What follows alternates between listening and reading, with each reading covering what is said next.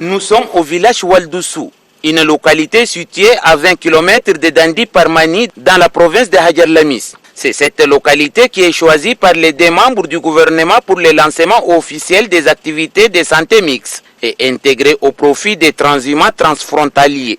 Il s'agit du ministre de la Santé publique Aziz Mahamat Saleh et son collègue de l'élevage et des productions animales Gayang Souare, en présence du gouverneur de la dite province Ali Haroun, pour mettre les puces dans les oreilles des parents et plus particulièrement aux nomades. Le gouverneur de la province de Hadjar Lamis Ali Haroun, la représentante de l'UNICEF au Tchad Viviane Avan et le ministre de la Santé publique Aziz Mahamat Saleh se sont relayés pour expliquer les risques que court un enfant non vacciné.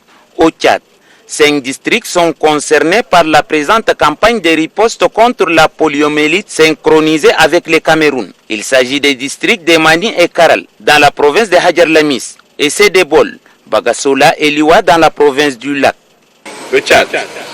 Son Excellence Idriss Déby Itno, président de la République, chef de l'État, a, sous son impulsion, aidé à un certain nombre de progrès dans le domaine de la santé, notamment à travers le monitoring personnel qu'il fait lui-même lors des réunions mensuelles de santé.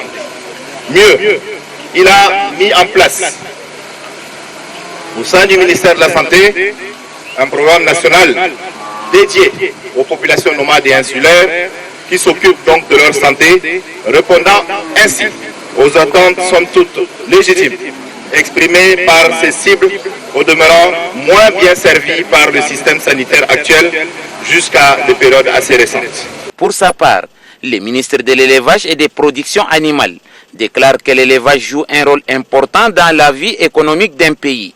L'élevage joue un rôle important dans la vie socio-économique de notre pays. Il fait vivre environ 40% de la population rurale et emploie 80% de la population active, dont plus de la moitié est composée de femmes. À dominance mobile, le développement de l'élevage est entravé par un certain nombre de contraintes, les unes aussi complexes que les autres.